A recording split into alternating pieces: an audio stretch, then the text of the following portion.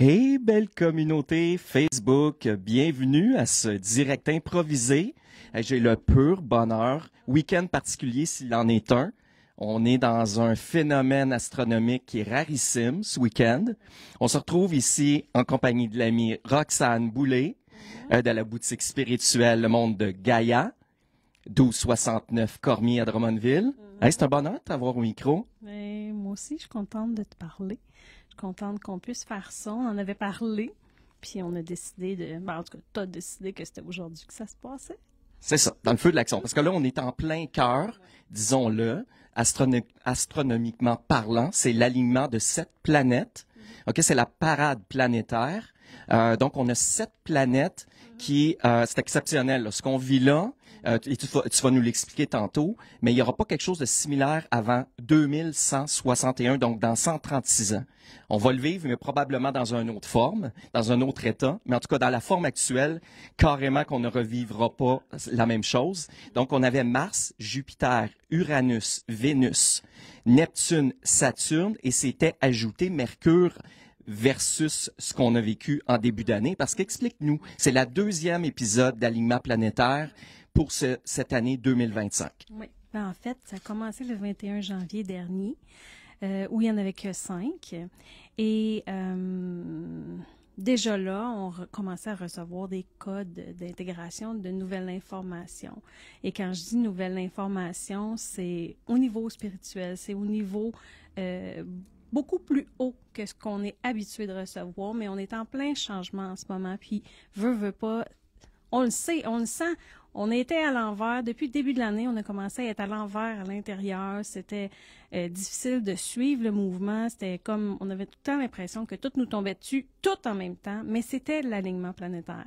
Puis pour ceux qui pensent que c'était juste des planètes, ben, si le Soleil, ça nous affecte. Si la Lune, ça nous affecte au moins une fois par mois, si c'est pas deux, ben, imaginez cette planète en plus pour hier. Donc, c'est sûr que ça l'a amené beaucoup de changements.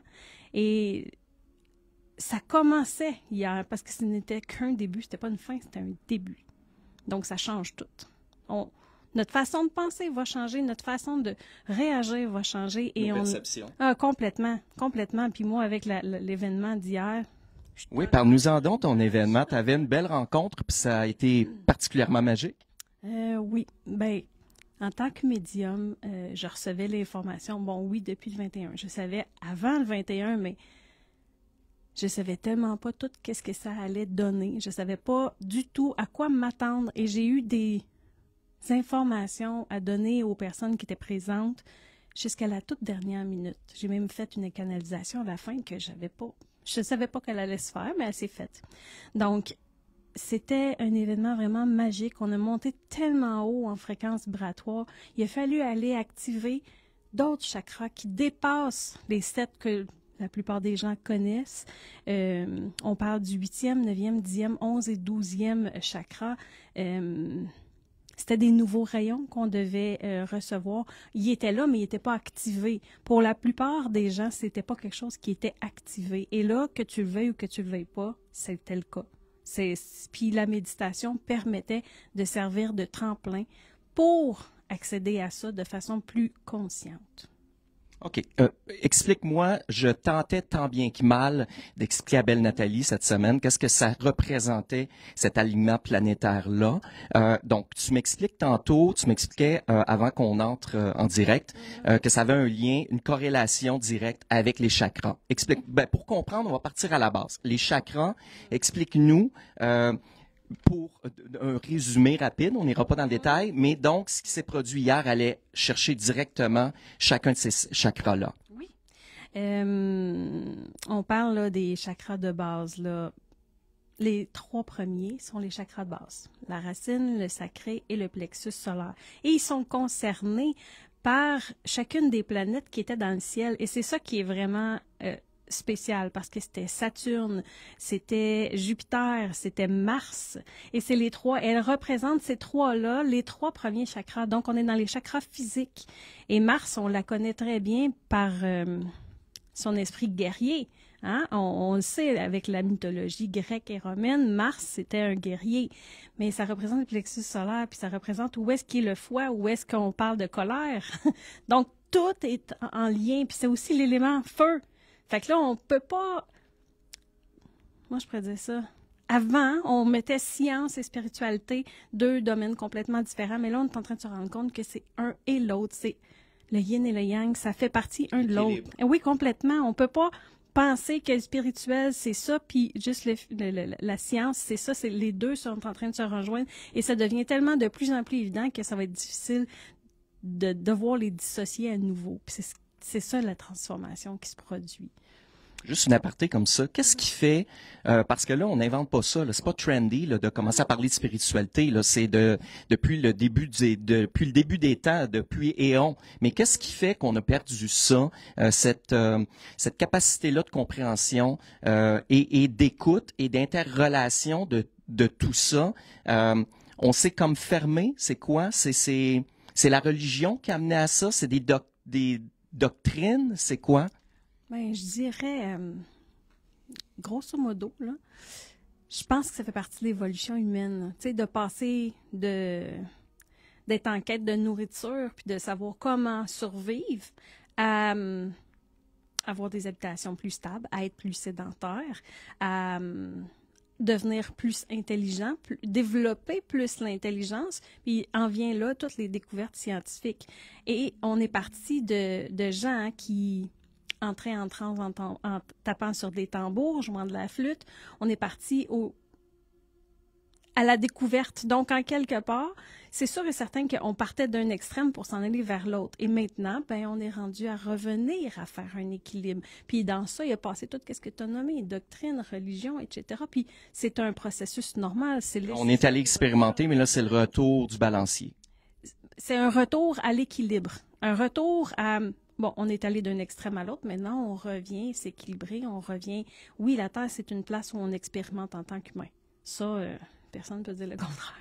Mais on expérimente autre chose. Là, on est rendu à un autre niveau. On a atteint un autre niveau. Puis c'est à nous à savoir est-ce qu'on suit le mouvement, est-ce qu'on a envie d'apprendre plus, ou on peut très bien décider qu'on reste où est-ce qu'on est là. Mais on a le choix. On l'a toujours eu. C'est juste que là, il est de plus en plus évident. Et c'est dans les moments, j'imagine, qui sont plus complexes, qu'on est en quête et qu'on cherche davantage à s'intérioriser, j'imagine? C'est souvent dans les moments où on est en difficulté, où on sait que les réponses ne se trouvent pas à l'extérieur. Là, on va aller rencontrer quelqu'un qui, peut-être, on pense qu'il y aurait une réponse à nous apporter, ou encore un chemin. Des compréhensions. Oui, c'est ça. Puis, bien souvent, la réponse est ici. Ben oui, tout le temps, en fait. Les réponses ne sont pas à l'extérieur, elles sont à l'intérieur. Mais comment on fait pour écouter l'intérieur? C'est pas tout le monde qui sait comment. Oui, la petite voix, souvent, c'est ça, hein? L'âme, souvent, l'ego, on dit souvent le clown de Will, le chipmunky qui, dans le fond, dirige tout. L'ego, le mental, à la base, c'était favorable, en instinct de survie, d'avoir comme mécanisme d'autodéfense. Mais tout est question d'équilibre aussi, laisser notre enfant intérieur, notre âme pouvoir s'exprimer et être dans la joie, dans l'amour. Oui, c'est ça. C'est juste qu'on réapprend à s'écouter, parce qu'on a été très longtemps à écouter puis à penser aux autres, parce que c'était ça qui était véhiculé, c'était de penser aux autres avant de penser à toi. Mais parce qu'avant, penser à soi, c'était égoïste, mais c'est pas le cas. Si on s'occupe pas de soi, toutes les autres personnes autour en sont affectées, sont pas capables de fonctionner. Souvent, il y a des gens qui dépendent de nous. Puis si on file pas, ben le reste de la maison file pas. Fait que si on pense pas à soi en premier, on peut pas aider les autres. C'est comme dans l'avion, hein? Tu mets ton masque sur toi avant de t'occuper de ceux des autres, parce que ta vie est aussi importante que celle des autres. Fait que c'est ça. C'est là où tu parles de retour du balancier, c'est là où il faut réaliser que la personne la plus importante sur la planète, c'est soi. Puis après ça, les autres. Puis c'est juste correct, parce qu'on est là pour expérimenter notre propre chemin. Fait que si on passe notre temps à écouter les autres, puis à faire pour les autres, ben on s'oublie. On va revenir. Ah ben oui. Ben oui, on reprend un ticket pour revenir. C'est ça. Absolument. OK. Donc, sur les 5 planètes lentes, OK, juste pour qu'on comprenne bien, il y a des planètes rapides, il y a des planètes lentes qui peuvent prendre dans leur orbite, en quelque sorte, ou de faire leur rotation dans le système solaire. Certaines vont prendre de 12 ans à plus de 200 ans. Qu'est-ce qui faisait que ça se consolidait et que on arrivait à cet alignement-là particulier? C'était, en quelque sorte, explique-nous pourquoi on a des planètes plus rapides, des planètes plus lentes. OK, bon. On a des petites planètes, puis on a des grosses planètes. Comme Neptune, c'est une des plus grosses planètes qu'on a avec Uranus dans notre système solaire. Donc, faire le tour du Soleil prend beaucoup plus de temps parce que leur ellipse est beaucoup plus grande et ils ne tournent pas en rond concentrique et c'est pas un rond parfait. Donc, une va vite, une va lente. Elles finissent par s'aligner à un moment donné. Puis comme les rapides ont eu le temps de faire peut-être plusieurs tours pendant qu'il y en a une qui en fait qu'un seul, ça fait en sorte qu'à un moment donné, quand l'alignement se produit, c'est juste qu'elles sont rendues à la même place en même temps, mais chacune dans sa vitesse à elle. Fait que les chances que les 7 planètes s'alignent, il n'y en a pas. C'était que hier et les prochains jours, bien sûr, que ça se produisait. Il y aura des 5, il y aura des 6 alignements, il y aura même, dans 200 ans et plus, des 9 planètes alignées, mais on ne sera pas là pour les voir. Il n'y en aura pas d'autres. Ben, comme je disais, pas dans l'état actuel, pas dans la forme actuelle. Non, c'est ça, à part si vous décidez de revenir, mais encore là, en 2040, il va y avoir un 5 planètes, si je me trompe pas. 5 ou 6, il faudrait que je me renseigne encore. Mais un 7 planètes, ça se reproduira pas. Les prévisions ne vont même pas jusque-là. Donc, c'était unique. C'était vraiment la chance, là, de vivre le moment d'une façon plus spéciale, particulière, de façon à dire, OK, je me donne une chance de grandir, d'évoluer à travers une méditation sonore guidée. C'est quelque chose que... C'était ma première hier. Dis-moi, est-ce que il y a une relation probable à faire qu'on ait connu des phénomènes astronomiques assez particuliers dans les 6-8 derniers mois? On a eu une éclipse qui aura fait parler beaucoup. Et là, les deux phénomènes d'alignement planétaire, tout est dans tout, puis tout est parfait, puis tout est au bout, comme disait Raoul Duguay, hein? Oui. Oui, c'est vrai que l'an dernier, il y a eu beaucoup de superlunes. Il y a eu l'éclipse totale. Puis on l'a même vu ici à Drummondville, l'éclipse totale de soleil. Et ça, c'est rare que ça arrive, puis qu'on la voit totale. Première des choses, souvent, on va être appelé à en voir une partielle, mais totale, ça arrive pas souvent. La dernière était en 1994 et j'y ai assisté. C'est mon cours de secondaire 5 pour y assister avec mon télescope puis tout. Il avait expliqué à l'école comment faire. Puis je l'ai fait. Fait que je me suis dit, je vais y assister là parce que dans 30 quelques années, je vais être au travail, j'aurai pas le temps de m'en préoccuper. Puis finalement, j'étais chez moi puis je l'ai observé. Mais tu sais, qui aurait pu croire? Et il y a eu ensuite une série de super lunes, de super pleines lunes, et on a recommencé l'année avec encore une super lune bleue et une nouvelle lune très, très, très active depuis le 27, jeudi soir. Et dans 2 semaines, on a une éclipse totale de lune. Encore, dans 2 semaines. Fait qu'on commence les phénomènes, puis pourquoi est-ce que on en parle plus? Ben parce qu'on se rend compte que ça agit sur nous. On est plus réceptif et ouvert également d'en parler. Il y a un impact et on le ressent. Les personnes qui sont hypersensibles, qui sont peut-être plus à l'affût de ce qui se passe astronomiquement parlant, ou encore juste curieux, commencent à voir des répercussions. Puis tu sais, on a parlé de la Lune, mais on n'a pas parlé du Soleil qui commence à faire des choses absolument incroyables avec ces tempêtes qui nous atteignent de plein fouet et qui nous donnent de la difficulté avec nos technologies. Récemment, il y en a eu, là. Il y a eu un gros pic, là. On a apparemment shifté. Mais là, pas assez calé pour le Soleil pour le dire, mais pour ceux qui étudient la résonance de Schumann, on apprend beaucoup, beaucoup, beaucoup d'informations avec ça. OK. Écoute, donc hier, c'était particulièrement magique. Tu savais pas à quoi t'attendre. Tu avais un groupe d'une dizaine de personnes. ça t'a transporté, toi étant celle qui animait ou qui présentait l'atelier. Comment qu'on pourrait qualifier ce qui s'est passé hier? C'est un accompagnement, c'est un soin? C'était une méditation sonore guidée. OK, parce que tu joues du bol de cristal également. Oui, cristal tibétain. On avait aussi un tambour-mère, des carillons. Tu sais, j'ai ce que j'ai. Puis j'ai fait avec ce qu'on avait là, mais c'était parfait pour ce qu'on avait à faire. En fait, ça aurait pas pu être mieux que ça. Parce que c'était pas tous et toutes qui venaient chercher la même chose. Ça venait nous rejoindre dans ce qu'on avait à venir chercher, si je comprends bien. Oui, exactement. Tu sais, il y a des personnes qui étaient plus, comment je pourrais dire ça, qui étaient plus connaissantes sur les effets de la méditation, puis l'alignement, etc. Puis d'autres, ils venaient parce qu'ils sentaient l'appel sans savoir qu'est-ce qu'ils venaient chercher. Donc, c'était... Puis il y avait de tous les âges, là. Fait que c'était vraiment pour un cheminement personnel d'évolution, de sentir un épanouissement intérieur, là. OK, c'était très grandissant, à tous les niveaux.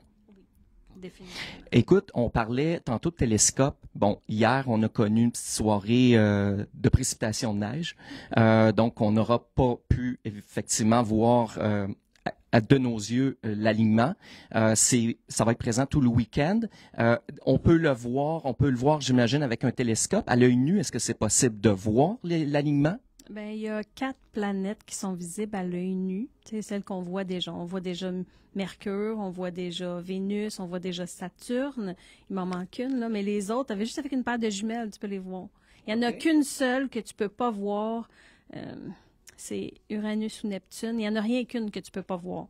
Que là, ça te prendrait quelque chose de beaucoup plus grossissant pour aller plus loin, en fait. Mais ils sont toutes visibles avec juste des jumelles, sauf une.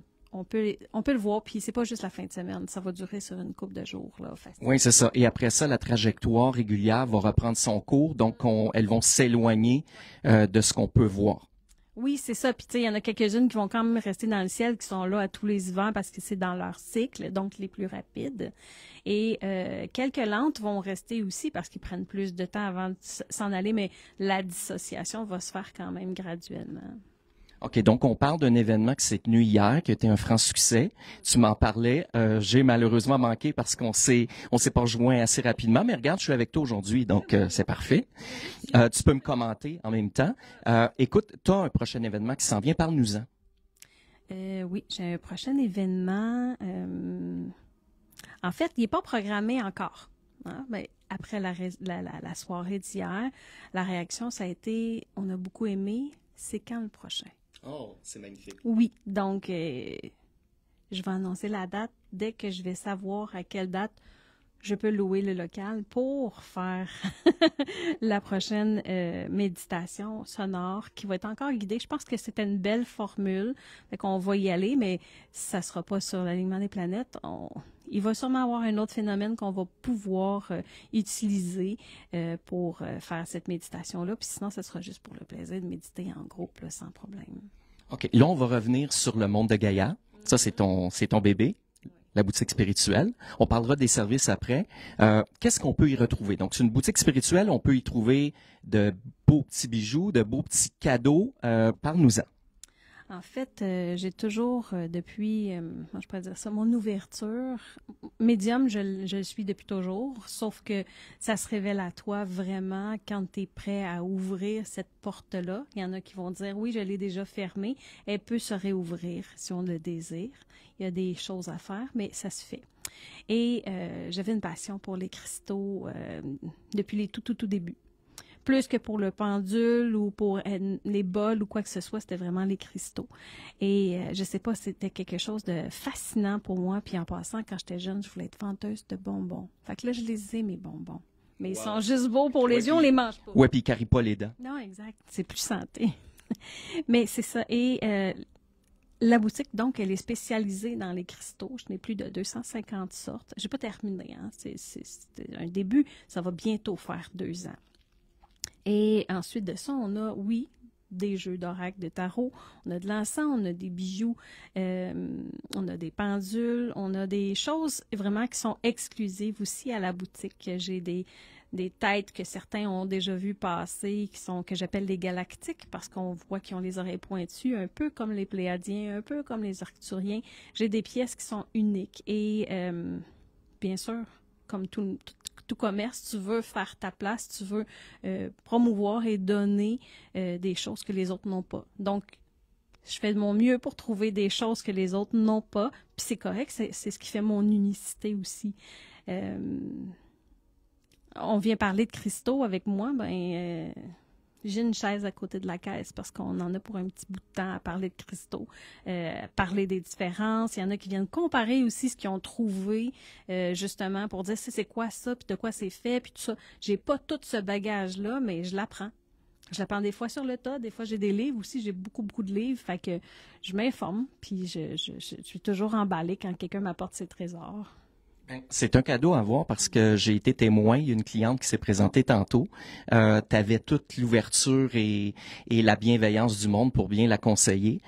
Puis lorsqu'elle a quitté, tu m'as regardé puis tu m'as dit ça paraît que j'aime ce que je fais, hein. Puis oui, tu baignes effectivement comme un poisson dans l'eau. Puis ta mission est pleinement accomplie ici.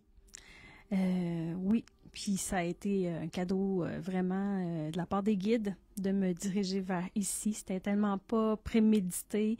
C'était un rêve que j'avais peut-être un jour, si je gagnais à la loterie, hein, d'avoir une petite boutique à moi. Eh bien, je vous annonce que j'ai pas gagné à la loterie en tant que telle, mais je pense que j'ai gagné plus que la loterie. C'est magnifique. OK, donc, outre la boutique, tu offres des soins, des services. Parle-nous-en. Donc, tu as abordé le fait que tu as un don de médiumnité. Donc, outre la médiumnité, ou explique-nous un peu ce que tu offres comme soin d'accompagnement. En fait, on est tous médiums. Toi aussi, tu l'es. Mais il suffit juste de savoir quel talent on veut développer. Moi, l'écoute, j'ai à cœur aussi le bien-être des gens.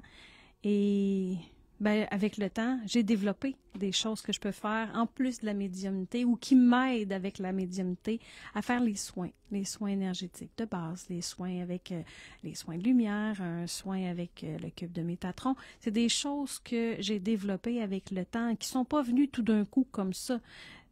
Ben presque, en fait, parce que j'avais pas d'attente. J'avais pas de choses préméditées sur quoi que ce soit. J'étais médium, puis j'étais gênée, hein, parce qu'on recule juste en 2010, quand tu disais que tu étais médium, on disait, ouais, médium saignant, médium large. C'était ça la joke. Aujourd'hui, tu es médium. Ah oui, qu'est-ce que tu peux m'apporter? Qu'est-ce qui peut m'aider, tu sais? Dans une époque pas si lointaine, on qualifiait les gens qui avaient ces capacités psychiques-là de sorcières, de sorcellerie.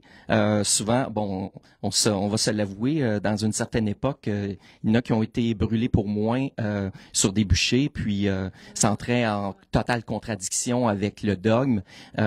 Mais en quelque sorte, c'est ça, c'était le côté noir ou sombre de ce don-là, en quelque sorte. Et là, maintenant, je pense que c'est beaucoup mieux accueilli. C'est que ça a été assez galvaudé, hein. C'est un terme qui, tu sais, il fallait juste que tu traites avec des herbes médicinales pour être traité de sorcière. Puis regarde aujourd'hui, les gens se tournent vers ce qui est plus naturel parce qu'ils sont tannés de se faire bombarder de chimiques puis que ça règle pas le problème. Fait qu'on va y aller. Oui, on a eu les grands sages qui ont traité, les apothicaires par la suite qui ont pris avec les plantes, les herbes. Et après ça, avec l'industrialisation, on a eu toutes les molécules chimiques en quelque sorte pour entretenir cette économie pétrolière-là, en quelque sorte, et de créer des molécules artificielles, chimiques. Mais on revient, comme tu le dis, là, à l'essence même. Mère Gaïa a tout à nous offrir. C'est pour ça que ça s'appelle le monde de Gaïa. Outre les cristaux, j'aurais pas de produits naturels parce que ça prend un permis avec la MAPAC, tout ça, puis j'ai juste pas envie de cibler ça. Mais si c'est sur la planète puis que ça existe, c'est parce que ça sert à quelque chose. Tout sur la planète a son utilité. Fait que quand on pense à ça, c'est pas juste des morceaux de roche inertes. C'est des morceaux de pierre qui sont vivants. Parce qu'une montagne, avant que ce soit la chaîne himalayenne, c'était un petit tas de roche. Puis elle a grandi, puis elle a poussé. Puis qu'est-ce qui a fait qu'elle a poussé? C'est l'énergie de la terre. Donc elle s'est formée. Puis qu'est-ce qui grandit? C'est ce qui est vivant. Oui. Fait que si on part de là, tout est vivant. d'une façon différente, avec une énergie, une densité différente, mais tout est énergie, donc tout est en quelque part vivant, selon moi. Absolument. OK, donc pour celles et ceux qui voudraient pouvoir te consulter, de quelle façon ils peuvent le faire? Via ta page Facebook, en se présentant ici, venir te rencontrer à la boutique Monde de Gaïa 1269 Cormier, Drummondville. Explique-nous de quelle façon les gens peuvent s'y prendre. Ben, par Facebook, c'est sûr. C'est un média qui est très utilisé ici. Donc, tu peux me contacter sur ma boîte de messagerie. Tu peux me poser des questions. Il y en a même qui décident d'appeler. Puis c'est correct, c'est le numéro de la boutique aussi. Il y a le courriel aussi qui est dans le site Internet, parce que j'ai un site Internet aussi, mais il n'est pas transactionnel et c'est voulu. Pour moi, le contact personne à personne, c'est primordial. Donc, tu veux choisir une pierre? Viens en boutique, viens la choisir, viens la ressentir, viens la comparer avec l'autre d'à côté, viens toucher, viens ressentir. C'est ça, l'être humain. C'est pas juste être en arrière d'une caméra. C'est les 5 sens, effectivement. Exact. Ici, on travaille le 6e. Oh, parle-nous du 6e.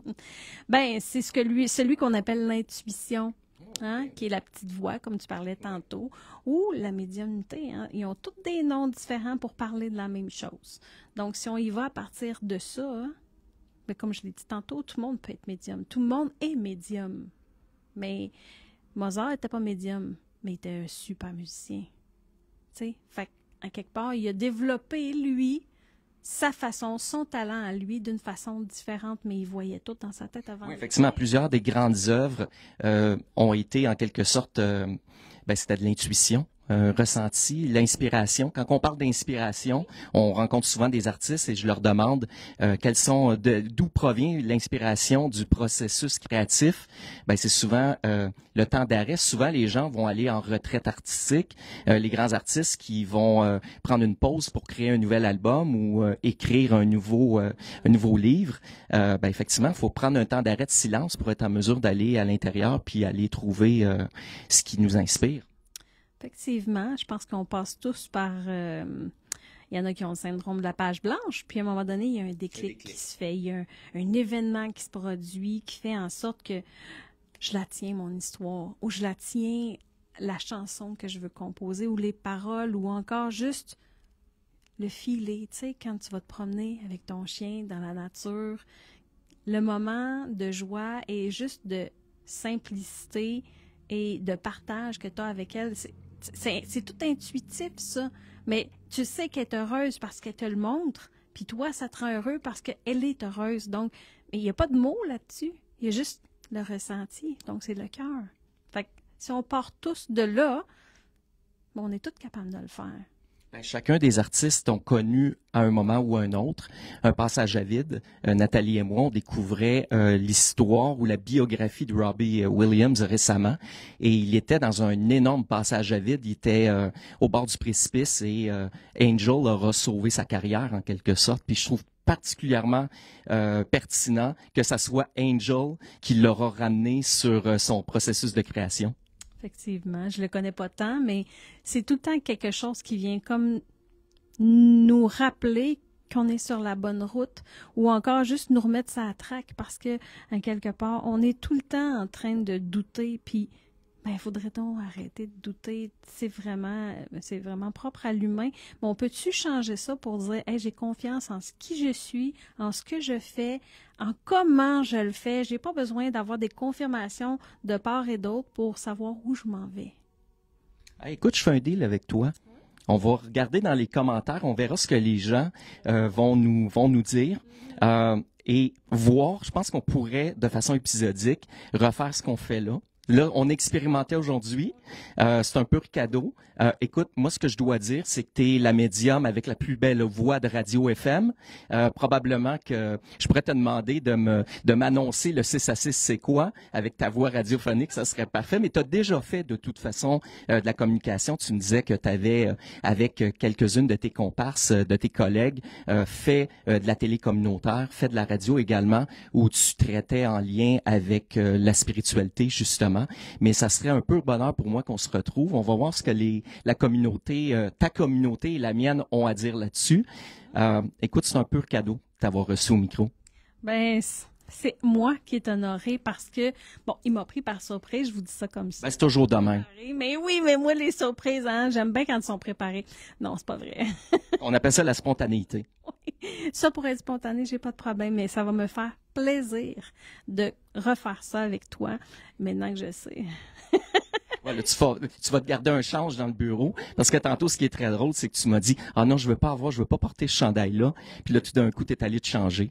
Donc, ben c'est ça. La diva est allée porter est allée se mettre en beauté. Et écoute, Roxane, namasté. Merci d'avoir répondu puis démystifier en quelque sorte ce week-end magique et particulier qu'on vit, qu'on expérimente et qu'on vibre, qu'on ressent. Ben, je pense que tu nous auras permis d'en comprendre, de démystifier tout ça, puis d'en comprendre davantage, de mettre des mots sur des ressentis. Ben, merci énormément. Puis on invite toute la belle communauté à venir visiter le monde de Gaïa ici sur Cormier à Drummondville. Ben, on se retrouve bientôt, assurément. Merci tout le monde, puis vous êtes les bienvenus. Hey, bon week-end la gang. Bye bye.